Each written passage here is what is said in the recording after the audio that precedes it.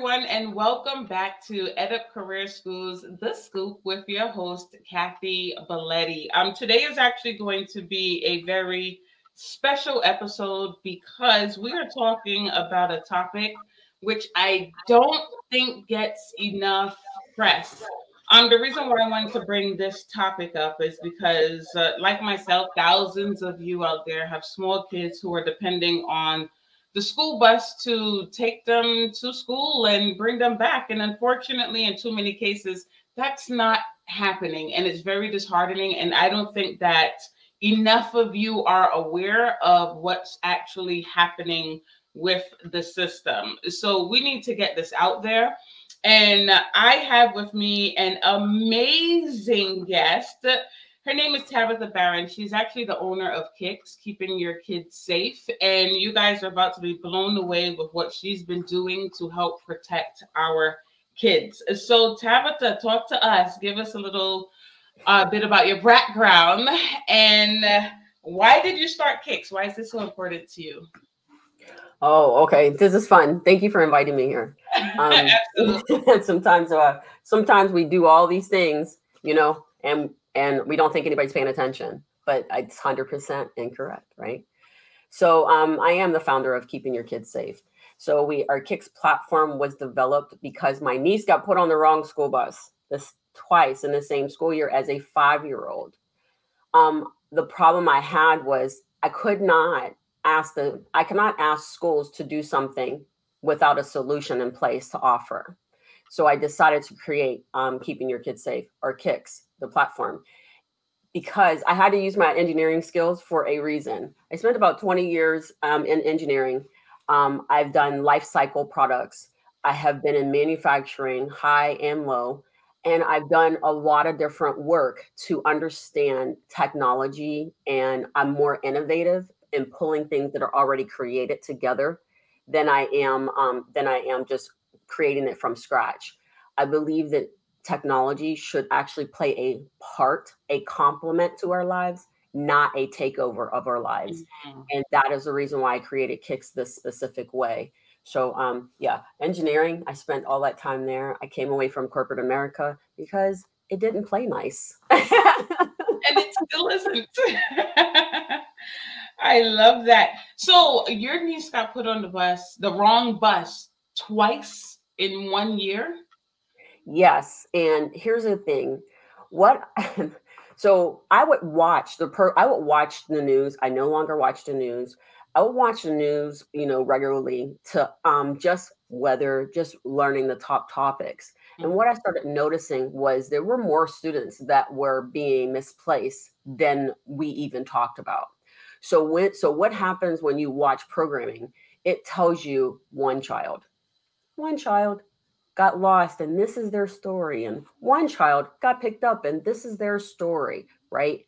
But here's the sad part about it. After it happened to my niece, and then I started asking around, people were unaware that it was happening to their neighbor or to the person, people down the street.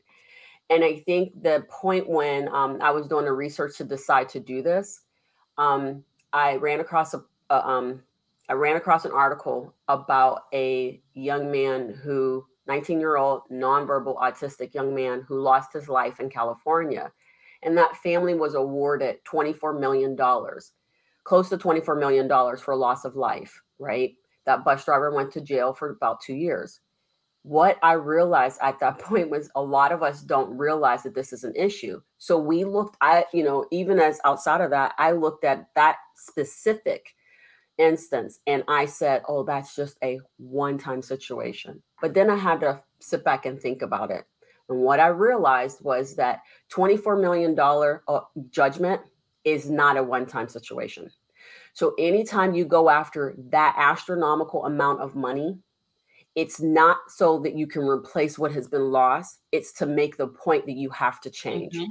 So for all those people who believe that this is not working, my niece was on there twice. Somebody else, and it kept happening over and over again. And the way they responded to her still impacts her to this day. And that's a problem. That's why it's very important for people to understand that just because it hasn't happened to you and you're unaware, that doesn't mean it doesn't happen, because it happens. And there are cues in your schools. There are flags that are there that you do not understand what you're looking at. So I'll give you one more example. I can tell you that I've had teachers tell me that they have been told to run and chase a bus because they placed a child on the wrong bus. But I'm going to say that the one down here that got me was when it hit the news, and the mom hit the news after the incident had happened. And the reason why was because they left her child on a field trip. Field trip. He was little. He was one of them mighty little ones, right? And so they left him at the rodeo. And so if you know anything about rodeos or state fairs and things like that, there's millions of people that run through that. So they left him there and went back. And then they must have gotten a phone call that, hey, you have a kid here, and they had to go pick him up. What they didn't do is why they hit the news. They never told the mom that they left the child. Another parent told the mom, oh, you're the mom of the kid that they left at the rodeo. And she says, no, ma'am, my kid was not left there. She said, oh, yes, he was. Wow. And failure to report. They did not tell that mom. They didn't tell her anything. They made her believe that the trip went on like uneventful, and it wasn't true. So what I'm saying is that people are not telling you what's happening. That's why they close out. Some people will close out the ability for parents to communicate or be so involved, because mistakes happen, and that's not our problem. It's what you do next that makes the problem, the first step, the problem overall. Oh my! What happened to the old school school bus count? I remember when I used to go on field trips, and it's like once everyone gets on the bus, before that bus leaves, you're going down a list, and you're like, Kathy Belletti here, it's Tabatha Barron here. What's happening? And it's funny you brought up the point about the news, because what happens a lot of times, we hear one story, and then we're like, oh my gosh, that is terrible. And then a week later, whoop, gone. Yep. Until months later, another story pops up. But the problem is there's hundreds of stories in between that are happening every day, and they're not being reported.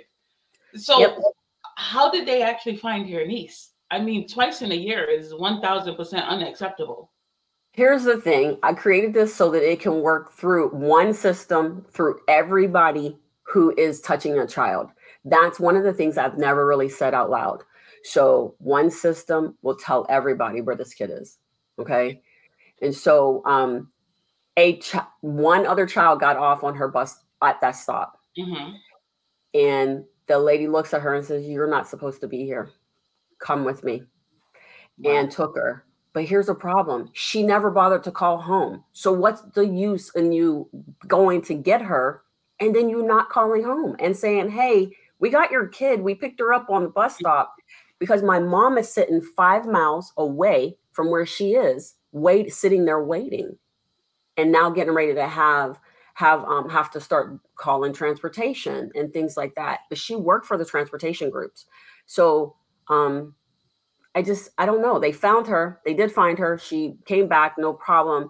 But she was what considered the little T, the little trauma. Because big traumas are the stuff we really have a hard time getting over. But these little traumas are the ones that says, my voice doesn't count.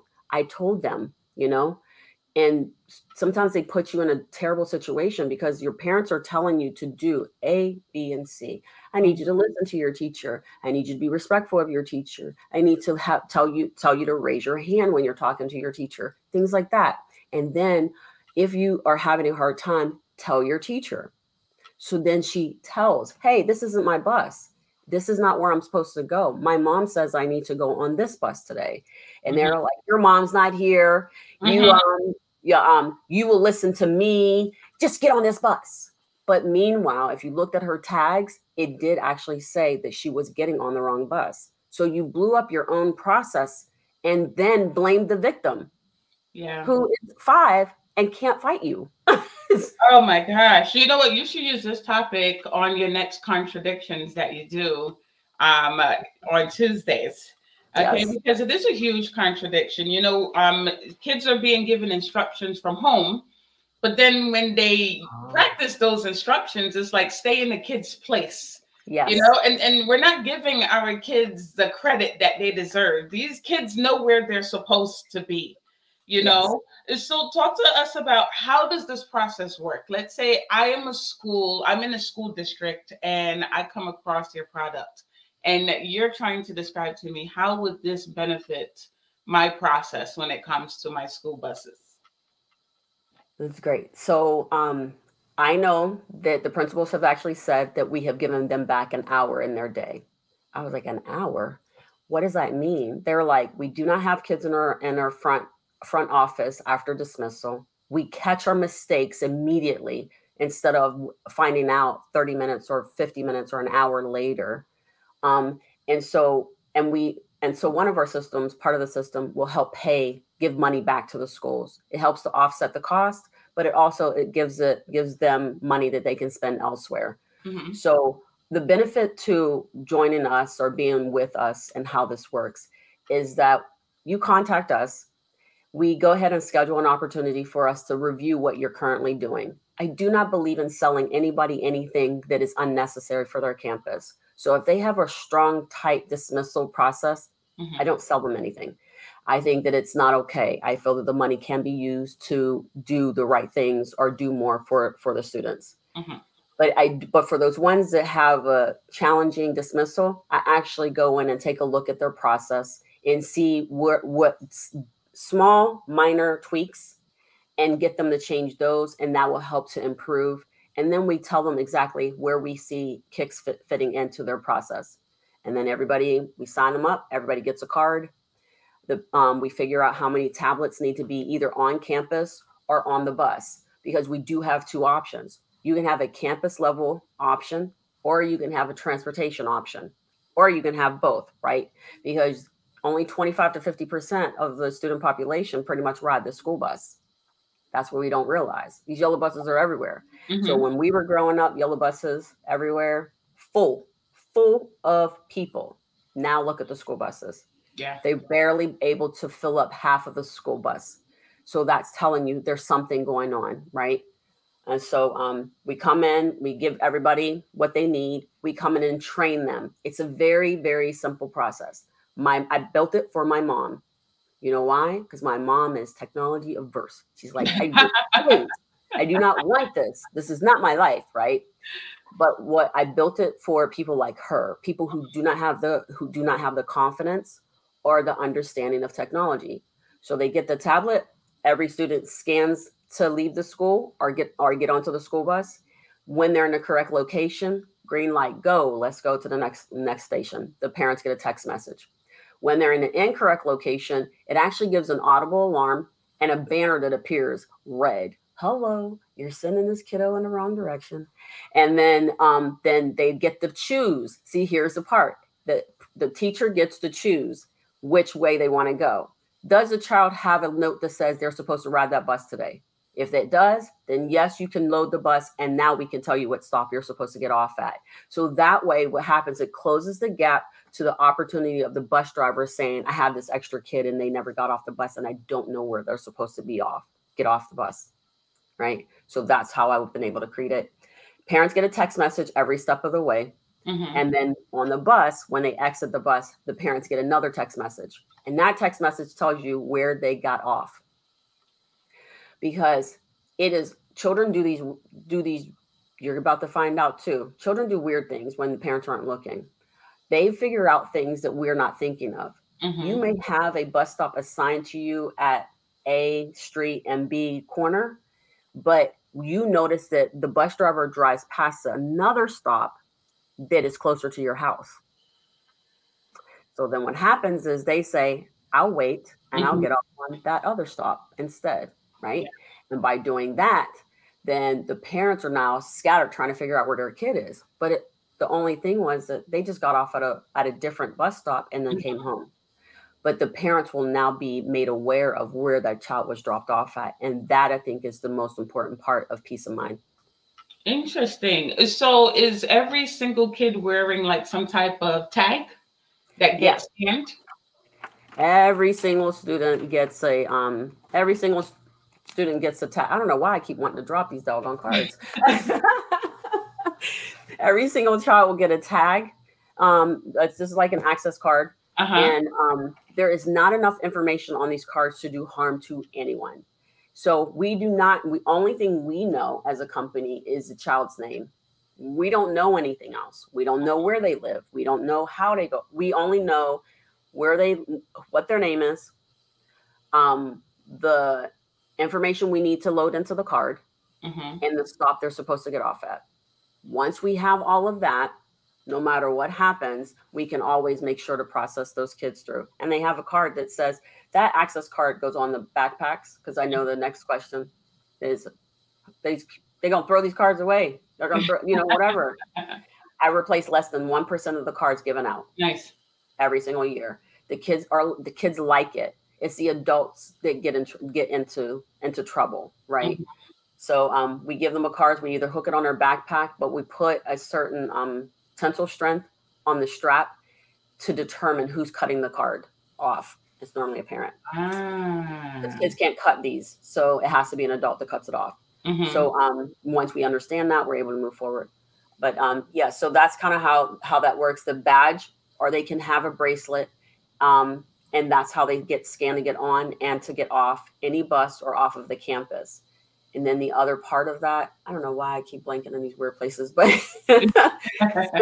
so the cards are what they use. It can be used as double duty if you think about it. Who's on your campus that belongs, who's not on your campus. That's one of the reasons why I do believe that all children of all ages need to have those cards. They need to have something on their person that actually identifies them as a student versus someone who doesn't belong. Wow, that's very interesting. And it's funny that you mentioned earlier, back in the day, how the school buses used to be packed, jam-packed, and now they're half empty. And maybe I'm one of the parents that contribute to that, because my son, I'm trying to get him into school now because we switched school districts, and the school bus stops right in front of my house, and he's not getting on one. I will be driving him to school for as long as it takes. And I know sometimes it's easier said than done. But when you hear these types of stories, when you watch the news, I don't know if it was you that posted a video that time where it was that 5-year-old kid that was let off at 7 o'clock in the morning before the school was open. It was still dark outside. And you see this poor little kid walking with a book bag that's bigger than him. And he's walking all the way to the school, and you see the school bus already pulling off, and the building is closed. Yeah. Are you kidding me? And then what was it? An hour later, a teacher, finally showed up. Yeah, that was me. So so to your point, I get it.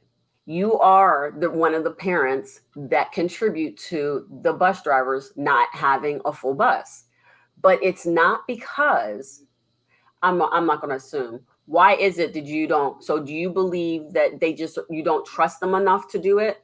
So, or you just rather spend that time to get them set and straight so that they can go into the school? It's a combination, because he's now going into school, and he's been with me, for the most part since he's been born. That detachment, putting him on a school bus. But then also my son is not exactly vocal, right? So as yet. So he's not going to be able to speak for himself if something is going on. And then it's the matter of, if in fact he does get dropped off at the wrong stop, once again, he's not going to be able to say, hey, this is not my house.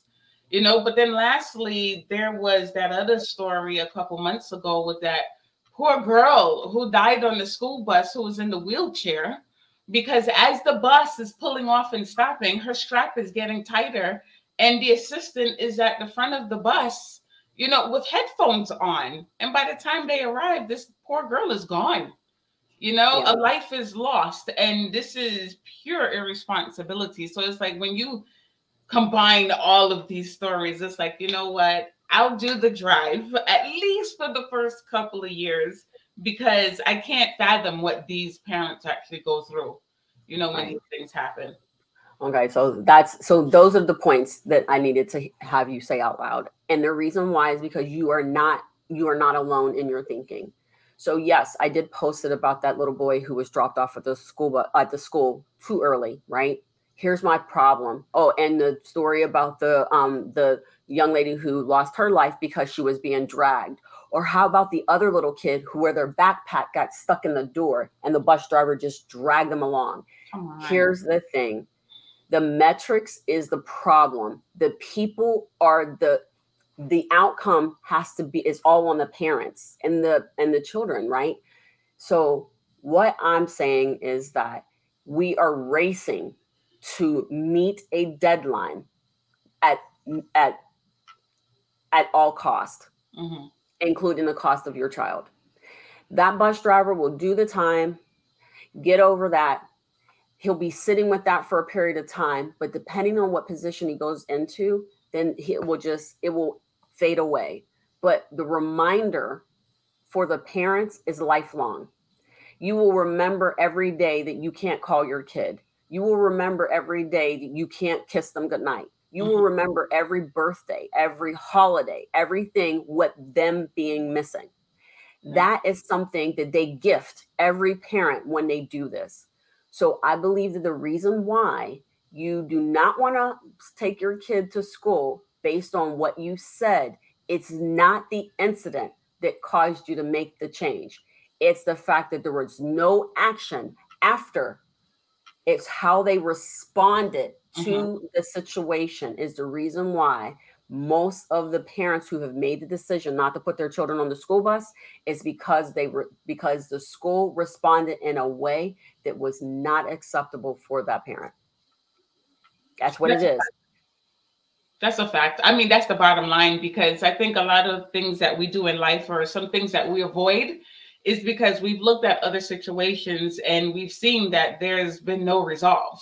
Yeah. So it's like, now if I'm put in that situation, there isn't going to be anything that's going to be done at the end, so it's just a lose-lose situation. So that makes a lot of sense. Let's get into some stats, because what happens is sometimes we hear these stories and then we're like, oh man, that's so sad. I feel so bad for that family, until we hear the real numbers and what's really happening. So how many kids are lost due to being placed on the wrong bus each year? Okay, this is interesting. So I'm glad that you're asking me this question, because I can tell you that the DOE knows that thousands of kids are lost a day. They admitted it. They understand it. Per day. So think about this. We have 90,000 schools in the US. And if you have one child missing from, we'll just say half of them, that is your number. So I swear. So I don't really know. The stats don't exist out here for us to see. And the reason why is because if you knew the numbers, this would not be a conversation. This would be totally different experience, right? So in order to keep the calm, they don't release those numbers. Just like there's a lot of things. Did you go and look and dig up the numbers? You don't find them. However, I did see this. This is funny. Not really, but this is funny. This shows you why I stopped watching the news. I seen a report that Indiana noticed that there's an uptick in children being dropped off or misplaced during dismissal, transit, during school buses. They reported on it. They asked about it. And they told us out loud. And they even had a chart because they had been marking it the whole entire time. I have looked everywhere I potentially thought of to look for this video and cannot find it anywhere. So we know they make things disappear when it's not something that's going to be beneficial to them. And so therefore, I believe that's kind of what's happening. So I do my own numbers based off of the numbers that I see. We know our system dings each school 2 students every single day out of place. So I had a substitute teacher who came in. She had to sub the whole entire thing, and she said, and she scanned the little person, and the alert came up and says this child doesn't belong here. And she says, this tells me you don't belong on this bus, so I can't put you there. He was like, no, no, no. My mom said I changed. I can go here now. She's a sub, remember? So as a substitute, she was like, okay. And she hit accept and processed him onto the bus. Mom got the phone call immediately. She got the alert come on her phone. She called the school and was like, nope, no, ma'am, that's not where he belongs. Please do not send him there. Right. And when that happened, they were able to pull that child off before the school bus ever left. So those are the things that parents are unaware of. When my friend who's a teacher said, the principal turned to me and says, chase that bus. We just put a kid on the wrong bus, right? First of all, it's a liability. They're not allowed to put kids in their cars. I'm not allowed to do that. It's not okay. But then the other thing is that then when they realize that they are asking other people to chase it, why? Because if that child lands somewhere else they don't belong, the parents will know that and they'll hit the news. Mm-hmm. Right. So those are the things that I feel like that's what it is. So when you think about it, 50 states, if you have one child per state, that's 50 kids a day. If you multiply that by 2, you're at 100 kids a day in every single state. Please keep in mind, this does not include private schools, because I believe that if I give you $50,000, $35,000, $75,000 a year for my kids' education, if you lose them, you lose my money. So they're more inclined to follow a specific process of safety than the public schools are.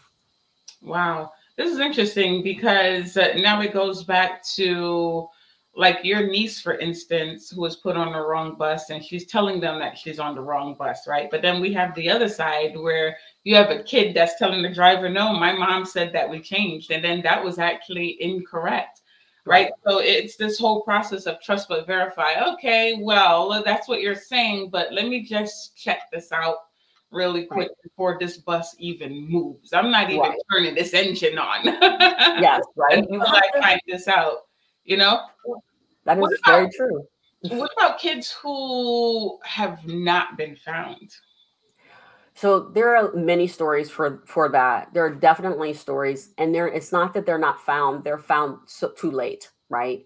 So you remember the little boy who woke up on the school bus dripping wet. He was sweating because I don't know if you've ever been on a school bus. The thing is like a can in the heat. Yeah. Oh my gosh! I'm like, look. I was like, am I going through the change? What is happening? The bus driver when he turned off the bus for us one day. He's like, I'll give you 15 minutes. And I was like, what are you saying? And he's like, you'll be off of there in 15 minutes.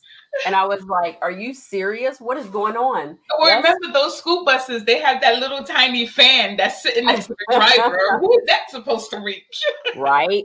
No, it's only supposed to reach them. That's what that's what they were aiming for. So it's just interesting. But there are lots of kids that die, but we don't see that so much because if they can catch the parents before they call the police, right? If they can resolve it before they call the police, things will change. They can control the narrative. Yeah. And that's what this is about. When you have deaths first of all, that 19-year-old, that one got me hard because he was a special needs kid. And they were relying on the school to continue his education to at least 21 because he was nonverbal.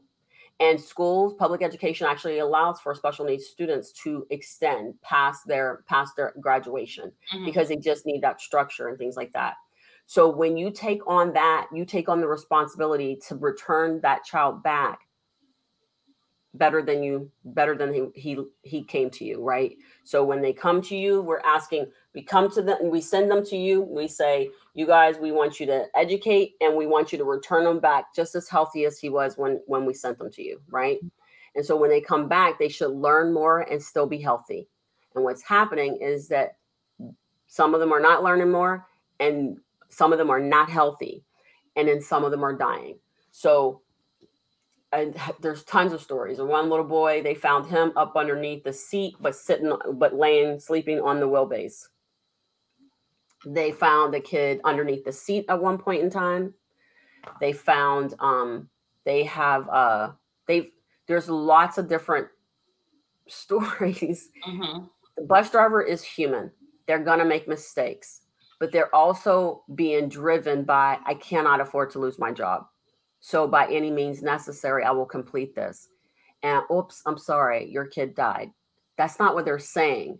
But what they're saying is that I have so much pressure, I just don't know which direction to go into. That's Mm-hmm. why kick system would be beneficial to them, because it will actually allow them to know what they're doing when they're doing it, and assist them in finding a lost kid well before things go awry. So there's lots of them out there, and there are too many kids that have died on the Mm-hmm. school bus, but not because of malice, but because we're marching to the wrong beat. Mm-hmm. So the bus drivers are the ones who are being trained. Everybody gets trained. Okay. Everybody's getting trained. Fresh So off. we come in, and if this on the bus, we train them. And it's very simple. It's not that hard at all. When the child scans, you say yes or no. If the child is being kicked off of a school bus because of spitting or hitting other people, you now know their name, and you were like, no, this child can't be on here, and you can decline. And then when they call the school and say, hey, why wasn't my kid allowed access to the bus that he's assigned to, you then that's opening up the door for a conversation that the bus driver does not need to have, but the leaders do, right? So there are different ways that the system can help to improve overall communication. Mm-hmm. Do parents know? Do you know that the phones turn off after dismissal, shortly thereafter dismissal? So if dismissal starts at 3:25, Mm-hmm. the doors and the phones turn off. The doors locked, phones turn off at 4. Who you calling to find out where your kid is? Wow. You can't call anybody because they don't answer the phone. The receptionist is no longer there. You don't have people that are readily answering the phones after the phones turn off, or don't, and they're not obligated to answer those phones. So that's where we need to start to kind of think about. There's a lot of things that are going on. These people are human, but they're driving to a metrics that's causing us harm to our children. And just because the kid didn't die doesn't mean that there's not problems, because the one little boy, they put him on the wrong bus, not twice, probably 4 times in 1 week. Mom was like, I have had it with you guys. But here's the deal, that story never hit the news, but 5 other kids that day were all misplaced from the same identical school. Okay. You ain't afraid to do it. I ain't afraid to tell it. You misplaced 5 kids in one That's day. ridiculous. And when we offered you a solution, you said no. Now, I offered the solution. She came and found me and said, here's a solution. Please try her. Have a conversation with her. They would not take the one person took the meeting and said, I love it. I want to use it. Mm-hmm. Went up in the decision makers, and they were like, absolutely not. Figure it out a different way. So that child's life, what didn't matter so much, right? But here's the other problem with that. He now had tremendous anxiety, so much anxiety. He was waking up in the middle of the night crying.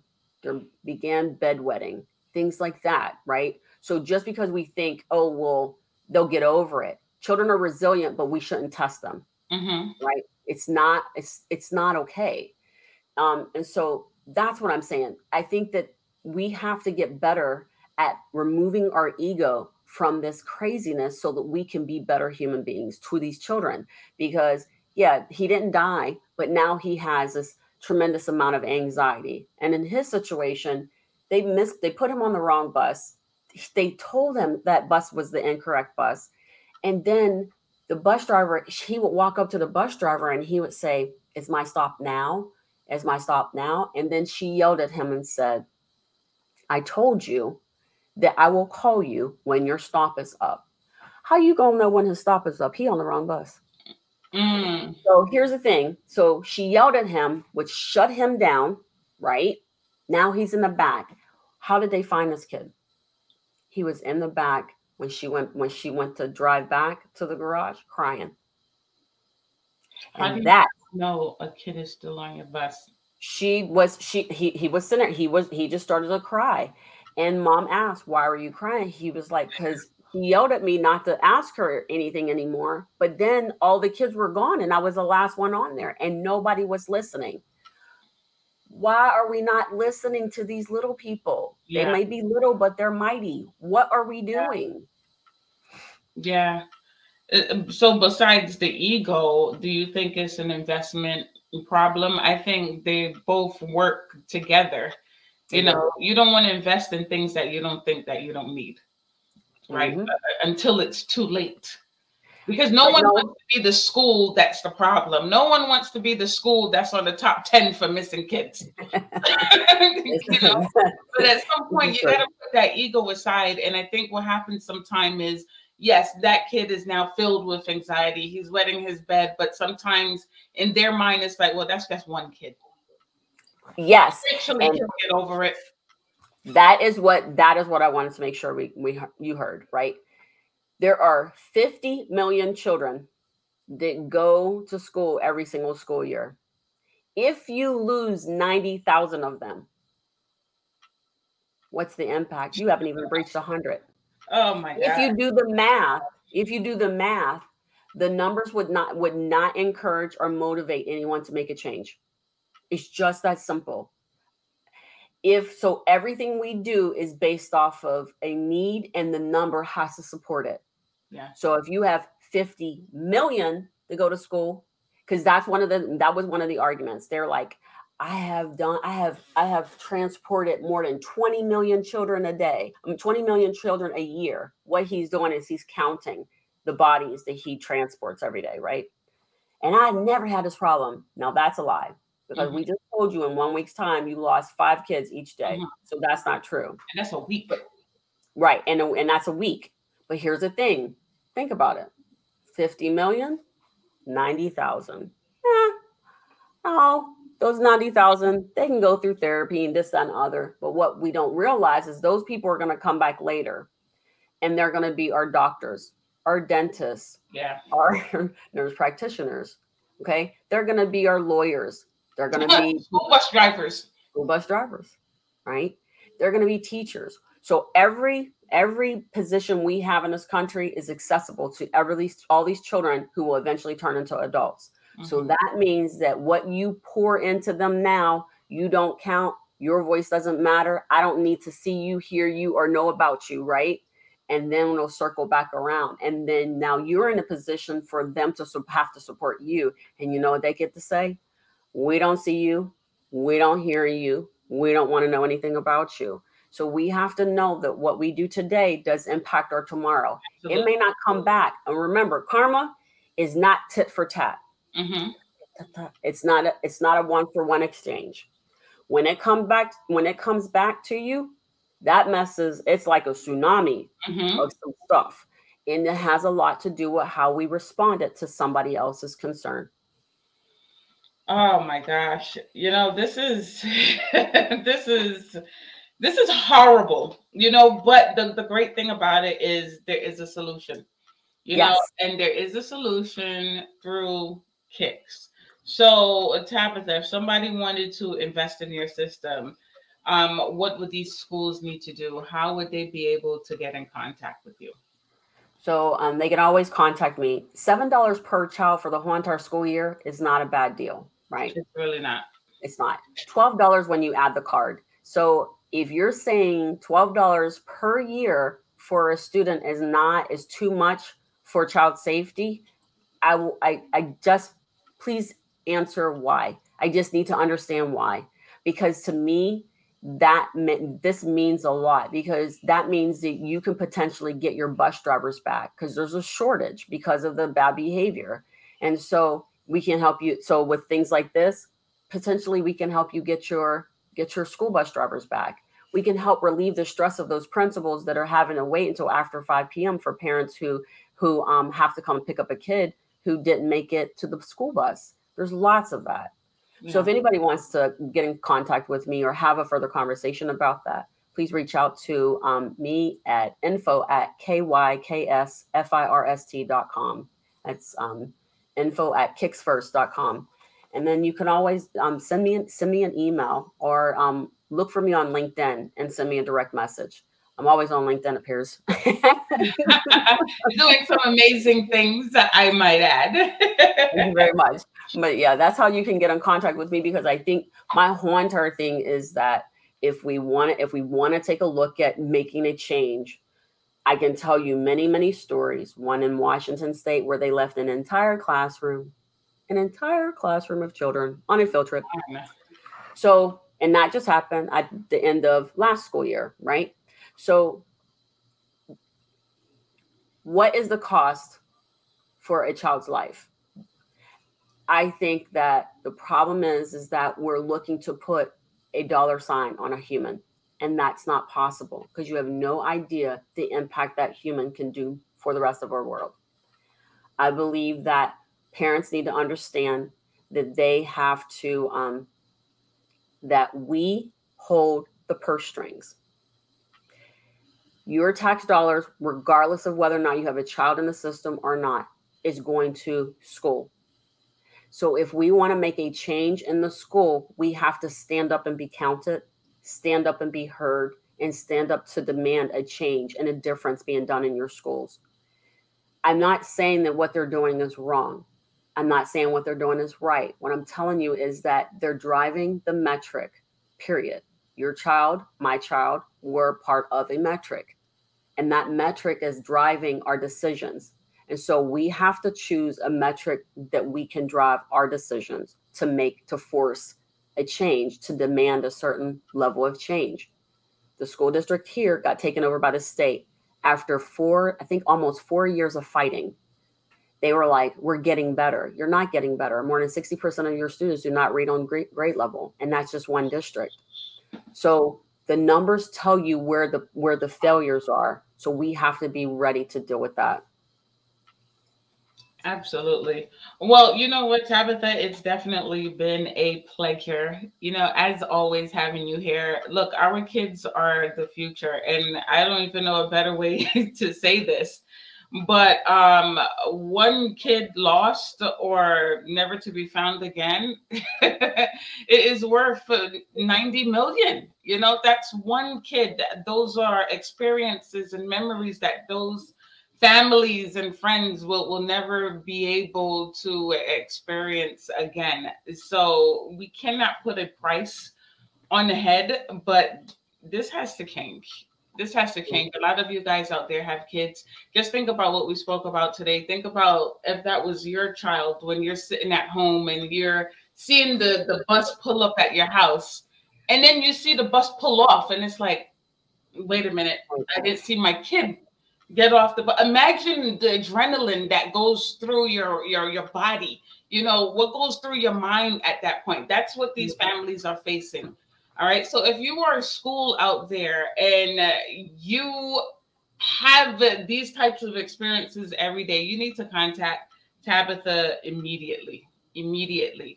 Okay. Because this is a very, very critical issue. And the bottom line is we have a solution through KYKS. All right. So thank you guys for joining today. Thank you so much for Tabitha. Thank you. It's been awesome today. And until next time, take care, everyone. I really hope that you enjoyed that episode. I have been working diligently to bring awareness to career schools. There's so much that they have to offer our students and our community.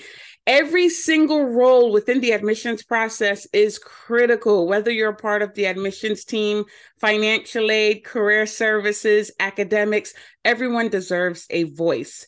Admissions is the first point of contact for your school. So you want to ensure that you have a team who exudes confidence, passion, and a clear understanding of effective communication with our potential students. I totally understand the pain of missed class starts, low appointment and enrollment conversions, and this is why I created Next Level Admissions Training by Motivate with K.A.T. This platform is a step-by-step process, and it is going to train your new and tenured advisors in every single step of the enrollment process to ensure that our students are inspired and they're ready and prepared to start class. Admissions is not easy. It can be very challenging, but it's definitely worth it. So if you're ready to take your school to the next level, head on over to lessons.motivatewithkat.com and check out Next Level Admissions.